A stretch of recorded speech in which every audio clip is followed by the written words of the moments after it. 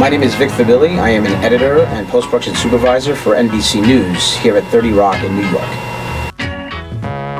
I just found that being able to tell a story in an edit room, being able to pick the sound that I wanted, the music that I wanted, kind of formulate a script and tell a story from all the material that was gathered was the best use of my creativity. The biggest shift was definitely going from tape-based editing, basically shuffling cassettes back and forth with a controller, to being able to do it in a non-linear fashion on an Avid Media Composer, everything digital, file-based, and then the cameras becoming file-based, no longer shooting tape, everything comes into the file, you get it in quick, you get it out quick, everybody's happy. In news, in sports as well, it varies. So when you talk about a long-form show like Dateline, which is an hour-long show that, say, airs every Friday night, you generally could have anywhere from,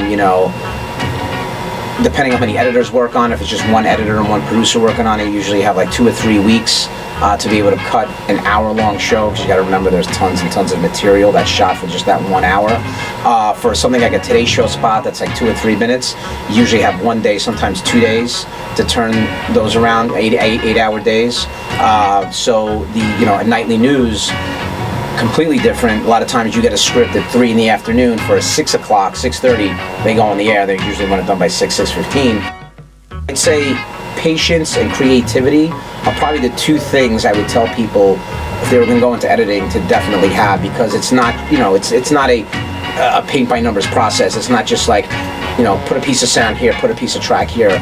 You got to be patient. You got to see what works, right? You have to have a good eye for things, and you can't really have any of that if you're going to feel rushed, if you have just like kind of a bad attitude going into it. So I would always say, the creative process, be patient, be collaborative, work well with others, and I always think the final piece would always be the best if that's the case.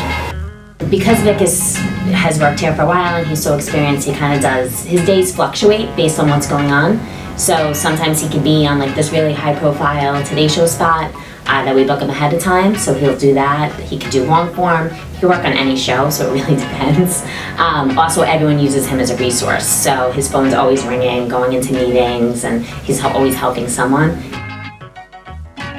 Vic has a couple of really special qualities. Not only is he a incredibly creative editor, he is a very personable editor, and by that I mean he has to work with a variety of producers with a variety of different personalities on a variety of different shows, and generally speaking, they're all always under a tight deadline.